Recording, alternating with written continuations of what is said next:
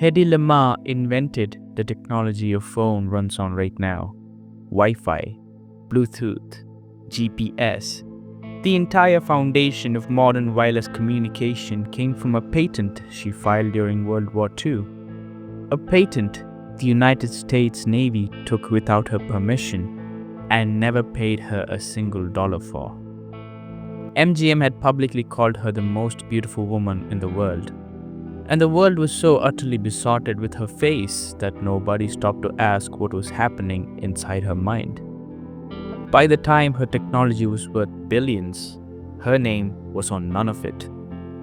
But the patent theft was not even the reason she spent 50 years running.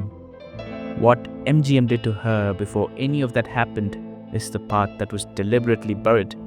And what she did to escape it was something Hollywood has never once wanted you to know.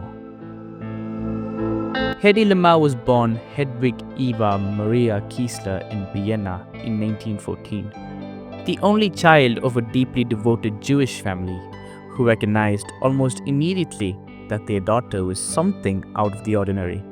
Not just beautiful, though she was that in a way that stopped people mid-sentence, but ferociously intelligent.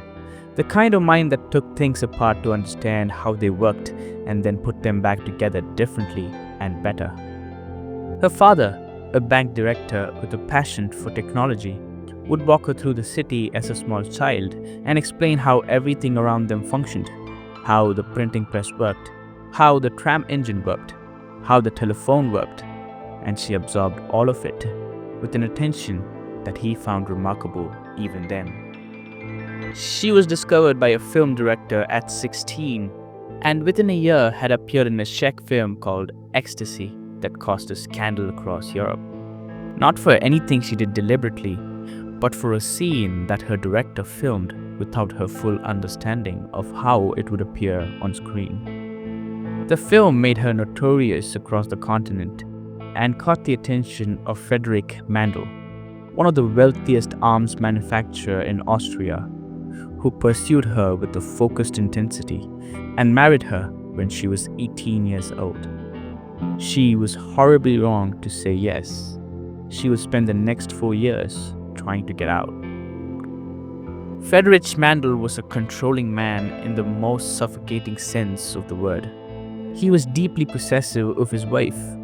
He attended her film screenings and bought up every print of Ecstasy he could locate to prevent other men from watching it. He took her to his business dinners and kept her at his side while he conducted arms negotiations with figures who included, on more than one occasion, senior members of the Nazi Party. Hedy sat at those tables and listened and said nothing and filed everything away. And the technical conversations she absorbed during those years about military communications and torpedo guidance systems planted seeds in a mind that had nowhere else to put them. She was utterly trapped, and she knew it. Mandl controlled her money, her movements, her social contacts.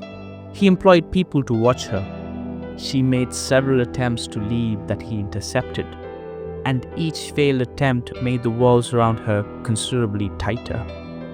The escape she eventually managed in 1937 was the kind of thing that sounds invented, because the reality is more dramatic than anything a screenwriter would dare put on paper. She disguised herself as a maid, slipped out of their home during a dinner party, got herself to Paris, and from Paris to London, and from London onto a ship bound for America, where she sat across a dining table from Louis B. Mayer, the head of MGM, and convinced him to put her under contract before they reached the other side. She was 23 years old, and she had just escaped a weapons manufacturer with Nazi connections, using nothing but her own nerve. Hollywood was about to do considerably worse to her than Friedrich Mandl ever had. Louis B. Mayer signed Hedy Lamarr to MGM and immediately set about doing what MGM did to every woman it owned, which was reducing her to the most commercially useful version of herself and making sure she stayed exactly there. He changed her name from Hedwig Kaesler to Hedy Lamarr because Hedwig Kaesler sounded too Jewish and too foreign for American audiences.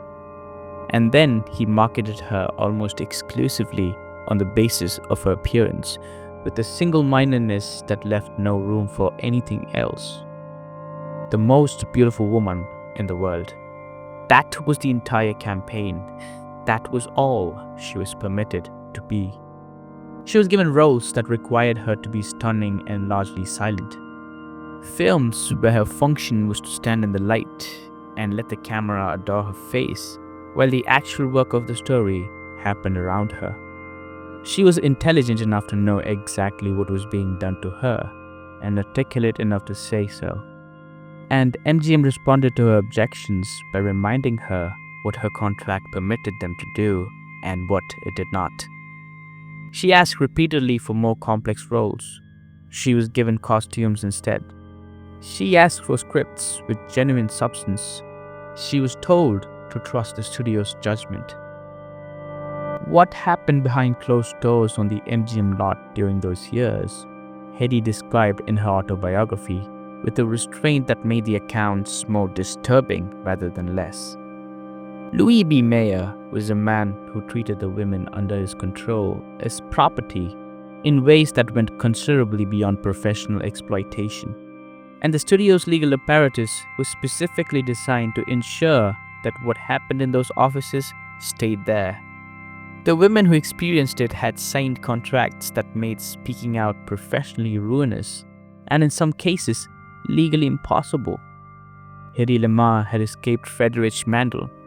She had walked directly into something that operated by remarkably similar rules.